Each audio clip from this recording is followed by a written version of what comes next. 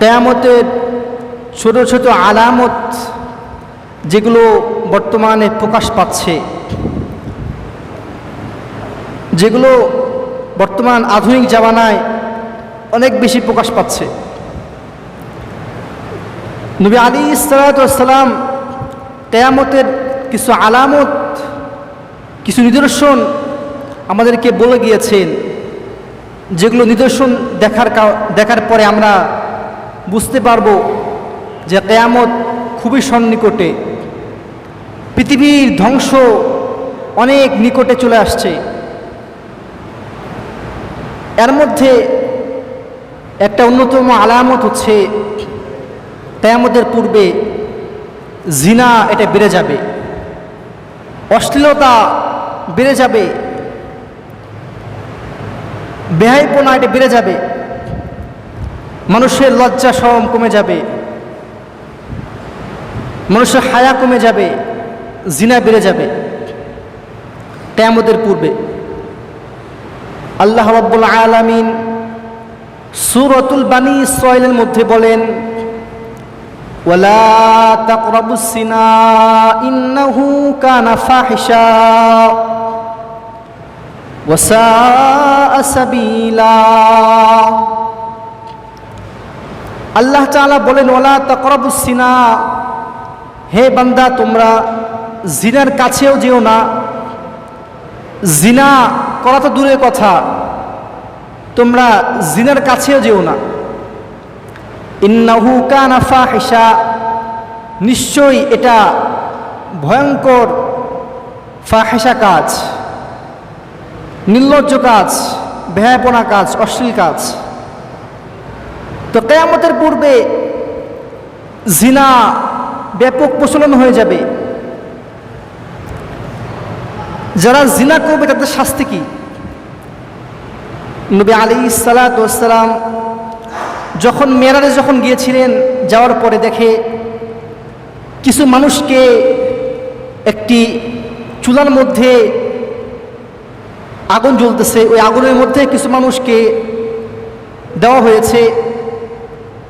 কিছু নারী এবং পুরুষকে আগুনের মধ্যে প্রচলিত করা হচ্ছে।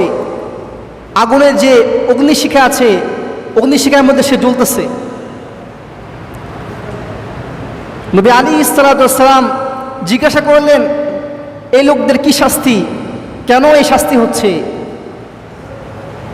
জিবরাইল আলাইহিস সালাতু ওয়াস সালাম বললেন, ইয়া রাসূলুল্লাহ, ইয়া হাবিবাল্লাহ, এই লোকরা আপনার উম্মতের মধ্যে এই লোকরা জিনা করত, ব্যভিচার করত, অশ্লীলতা ছড়াইতো, অশ্লীলতা করত। জিনার ভয়ঙ্কর শাস্তি। হাদিসের মধ্যে আসছে দুইটা অপরাধ যদি কেউ আল্লাহ তাআলার কাছ থেকে ক্ষমা চায়, এটা ক্ষমা হয়ে যাবে, কিন্তু দুইটা অপরাধের শাস্তি দুনিয়াতে তাকে ভোগ করতে হবে।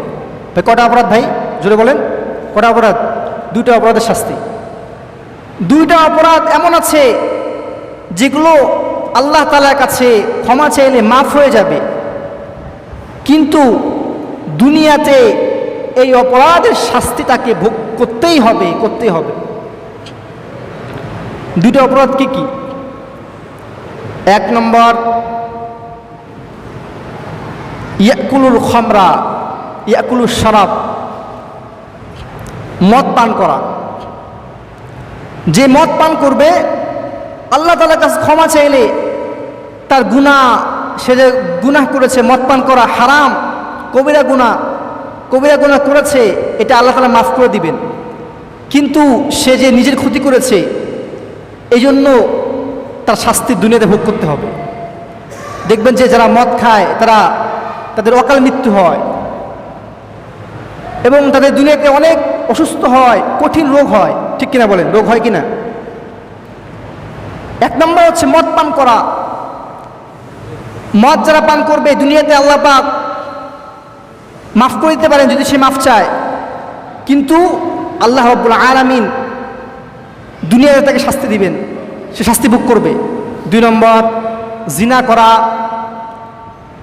জিনা করলে আপনি আল্লাহ তাআলার কাছ থেকে মাফ চায় নেবেন, আল্লাহ মাফ করে দিবেন, কিন্তু জিনার যে শাস্তি, জিনার করার কারণে আপনার যে ক্ষতি হয়েছে, শারীরিক ক্ষতি, এই ক্ষতির কারণে দুনিয়াতে আপনাকে শাস্তি ভোগ করতে হবে। আপনাকে আল্লাহ তাআলা কঠিন রোগ দিবেন, ভয়ঙ্কর রোগ দিবেন, রোগ দিয়ে দুনিয়াতে আল্লাহ পাক শাস্তি দিবেন আপনাকে। তো জিনা এটা খুব ভয়াবহ একটা অপরাধ। হাদিসের মধ্যে আসছে, নবী আলাইহিস সালাতু ওয়াস সালাম বলেন, লা ইয়াসনি সানি হিনা ইয়াসনি ওয়া হুয়া মুমিন ওয়া লা ইয়াসরিকু সারিকু হিনা ইয়াসরিকু ওয়া হুয়া মুমিন ওয়া লা ইয়াশরাবুল খামরা হিনা ইয়াশরাবুল খামরা ওয়া হুয়া মুমিন। নবী আলাইহিস সালাতু ওয়াস সালাম বলেন, লা ইয়াসনি সানি হিনা ইয়াসনি ওয়া হুয়া মুমিন। জিনাকারী যখন জিনা করে তখন সে মুমিন থাকে না, সে বেঈমান হয়ে যায়। নাউজুবিল্লাহ, জোরে বলেন না। জিনাকারী যখন জিনা করে তখন সে কি, তার ঈমান থাকে না, সে বেঈমান হয়ে যায়, তার সাথে ঈমান থাকে না। ওয়ালা ইয়াসরিকু সারিকু হিনা ইয়াসরিকু ওয়া হুয়া মুমিন। নবী আলাইহিস সালাতু ওয়াস সালাম বলেন, চোর যখন চুরি করে ওই সময় চোরের ঈমান থাকে না, সে বেঈমান হয়ে থাকে।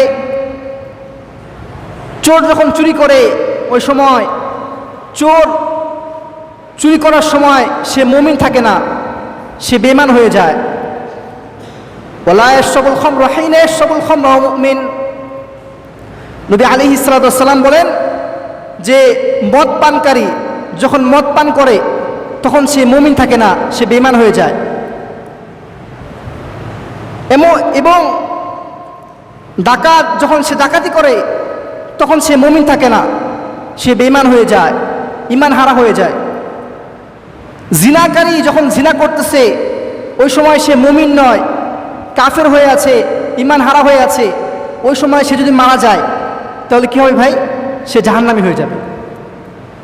এরকমভাবে চোর যখন চুরি করতেছে ওই সময় যদি তাকে কেউ মেরে ফেলে চুরি করার অবস্থায়, কারণ ওই সময় তার কাছে ঈমান নাই, সে মুমিন ওই সময় ছিল না, সে বেঈমান হয়ে আছে, ওই সময় সে যদি মরে যায় তাহলে তার কি হবে?